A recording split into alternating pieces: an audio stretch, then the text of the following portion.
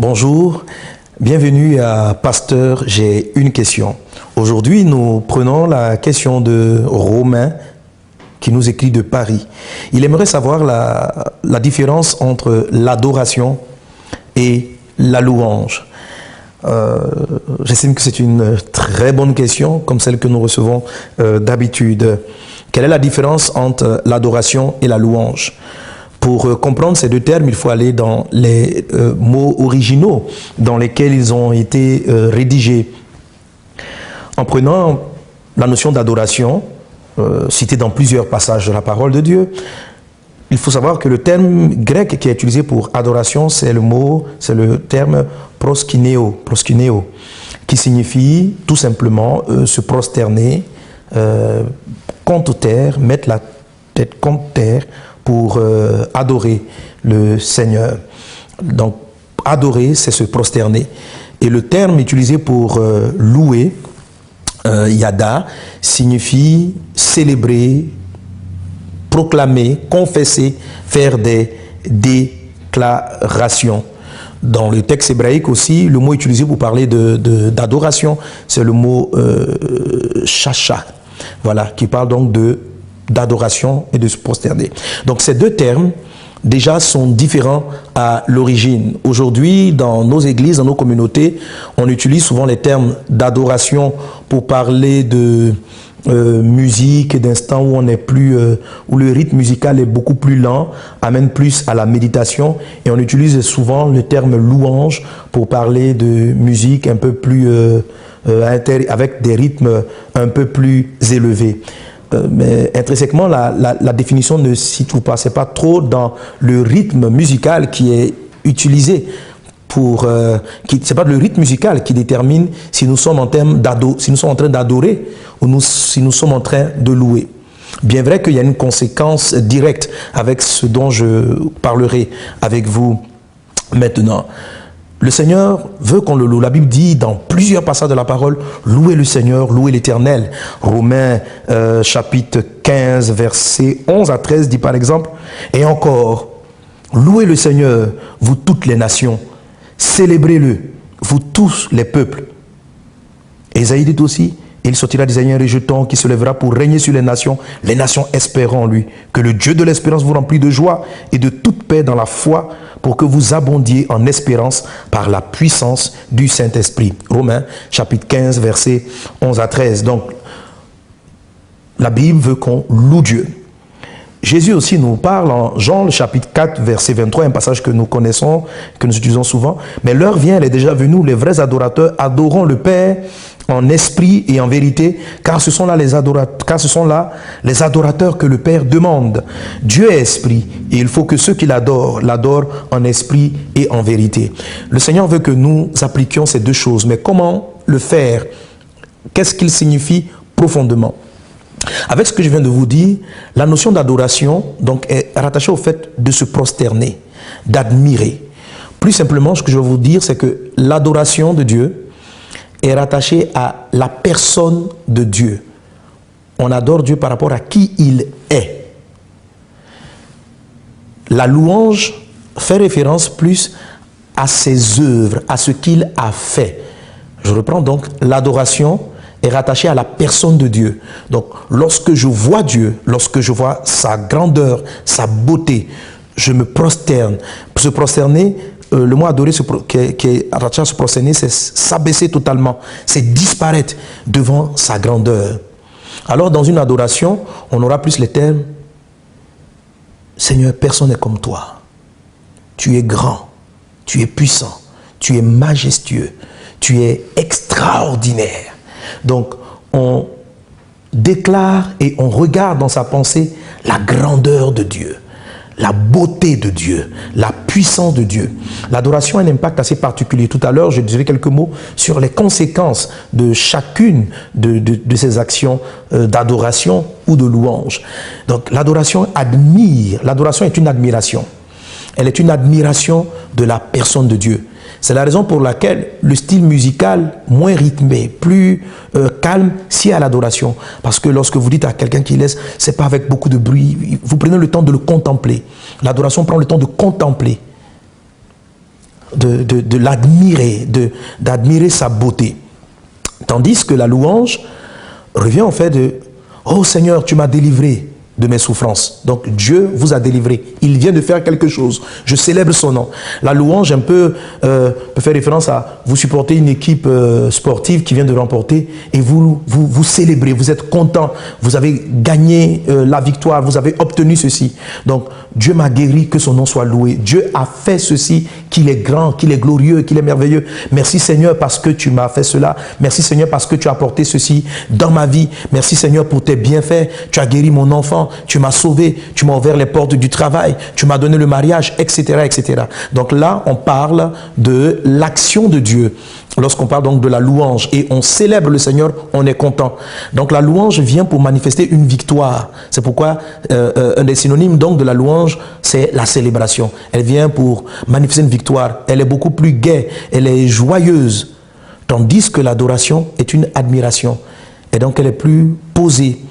Vous contemplez la personne de Dieu. Qu'est-ce qui se produit lorsque vous appliquez ces deux choses? L'adoration vous amène à être transformé en l'image de Dieu. Dans le livre de Corinthiens, chapitre 3, il est dit « Nous tous qui le visage découvert, contemplons le Seigneur comme dans un miroir, nous sommes transformés en la même image, de gloire en gloire. » Lorsque vous admirez une personne, l'image de la personne s'imprègne en vous. Vous commencez à ressembler au caractère que vous êtes en train de contempler. Alors, pensons simplement à la bonté de Dieu ou à la miséricorde de Dieu. Vous savez, Dieu demande à ce que nous aussi nous pardonnions aux autres leurs offenses, que nous puissions pardonner ce qu'ils ont fait, que nous ayons le pardon ou l'amour en nous. Quand vous adorez la bonté de Dieu, l'amour de Dieu, ça veut dire vous contempler. Oh Seigneur, qui est bon comme toi? Regarde comment tu as pardonné mes péchés. Tu es grand, tu es bon. Et vous contemplez juste le caractère de la bonté de Dieu. Selon ce texte que je viens de citer tantôt, vous êtes imprégné par l'image de Christ, par la bonté, par l'amour du Seigneur. Et vous-même, vous êtes transformé en la même image de gloire en gloire. C'est-à-dire, vous allez commencer à plus aimer, à être capable de pardonner. Et c'est très important, la notion d'adoration, la notion d'admiration. Et vous la voyez dans le monde, vous savez, même dans le monde, ça se voit. Lorsque des jeunes gens admirent un artiste, ce qu'ils appellent donc une idole, elle commence par ressembler à cette idole, à se coiffer comme l'idole, à s'habiller comme leur idole, à marcher comme elle, à même avoir l'intonation de voix de la personne. L'adoration est une admiration de Dieu. Est une admiration de Dieu. L'expression de se prosterner, d'être couché, parce que le mot utilisé c'est le mot proskineo, qui est couché, face contre terre. C'est tout simplement l'expression où vous dites, moi je n'existe plus, prends le contrôle, je disparais devant ta beauté, je disparais devant ta grandeur.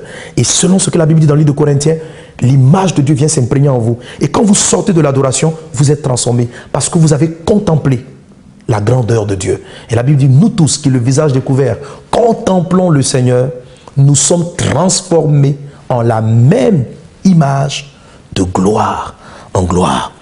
Alors, la louange produit une chose extraordinaire aussi. Lorsque vous louez Dieu, vous le célébrez pour ses bienfaits, vous êtes reconnaissant. Et, cela fait plaisir à Dieu. De même que l'adoration, ça fait plaisir à Dieu. Que nous soyons reconnaissants pour ce qu'il est en train de faire. C'est à lui que revient la louange, c'est à lui que revient la gloire. La louange permet plusieurs choses et je vais vous les citer rapidement. La première des choses que la louange fait, c'est que la louange permet à ce que Dieu vous a accordé, permet à ce que Dieu vous a accordé demeure dans votre vie. Vous avez écouté un puissant message qui vous a transformé. Oh Seigneur, je te loue parce que tu as ouvert mes yeux sur tel aspect que je ignorais.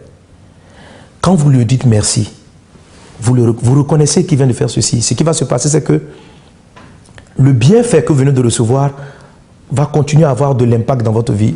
La louange permet d'accepter le bienfait de Dieu, de dire que cela vient de lui. Et parce que vous reconnaissez que ça vient de lui, ce bienfait-là va demeurer. Vous savez, la Bible nous parle du semeur qui est parti pour semer la semence. Et il y a 4 types de terre. Il y a 3 types de terre qui n'ont pas reçu la semence de Dieu. Dieu fait beaucoup de bienfaits. Dieu nous arrose toujours de ses grâces. Il nous arrose toujours de ses faveurs. Mais plusieurs ne reçoivent pas les faveurs parce qu'ils ne savent pas louer, parce qu'ils ne savent pas dire merci, parce qu'ils ne savent pas être reconnaissants à Dieu pour ce qu'il a fait. On doit louer Dieu, on doit le célébrer pour ses hauts faits, afin que ses bienfaits soient toujours devant nos yeux et qu'ils soient toujours agissants dans notre vie. Et le tout dernier aspect sur la louange, que je veux dire, dans certaines expressions qui parlent de louange, parle de rendez grâce à Dieu, rendez gloire à Dieu. La notion de rendre grâce à Dieu, qui est un terme de la louange, fait référence au fait de ramener toute gloire à Dieu. Celui qui loue Dieu ramène la gloire à Dieu. Dans quel sens? Par exemple, Dieu vous a utilisé pour faire du bien à quelqu'un qui avait des difficultés. Vous êtes venu, il avait besoin d'argent et vous le lui avez donné. Cette personne va vous dire merci. Quand elle vous dit merci, quelque part, elle est en train de vous louer. Elle vous loue vraiment, frère Romain, frère X, frère Bernard, etc. Tu es quelqu'un de bon. Il vous dit, vous êtes bon. Ok. Mais la Bible dit que c'est Dieu seul, c'est au Seigneur seul que revient la gloire, la puissance, l'honneur, la louange. Même l'argent que vous avez eu pour donner à ce frère qui était dans le besoin, c'est Dieu qui vous l'a accordé. La santé que vous avez, elle vient du Seigneur. Tout ce qui est en vous est une grâce de Dieu. Si Dieu n'avait pas permis à ce que vous vous leviez le matin, vous n'aurez même pas pu faire cela. Alors pourquoi la Bible utilise l'expression de rendre gloire à Dieu? Lorsque la gloire vous est donnée, il faut savoir qu'elle ne vous appartient pas. Ce n'est pas par votre force que les gens ont été guéris, ce n'est pas par votre capacité que les gens ont été bénis. Vous avez été juste un instrument entre les mains de Dieu. Il faut lui rendre la gloire. Rendre la gloire, c'est prendre la gloire et la lui ramener.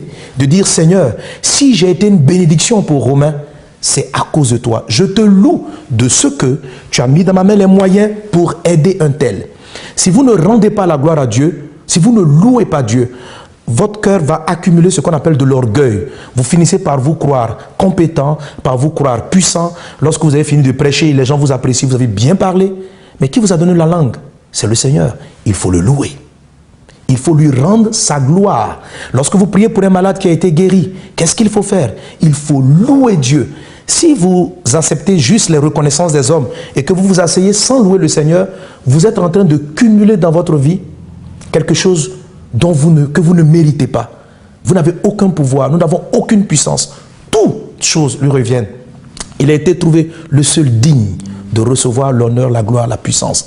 Alors la louange est très importante pour que constamment en louant le Seigneur, nous lui rendons grâce pour toutes choses. Et qu'en adorant le Seigneur, nous soyons transformés en la même image. Que Dieu vous bénisse et à très bientôt. Si vous aussi vous avez une question biblique sans réponse, envoyez-la nous par email à pasteurj'ainequestion@enseigne-moi.com.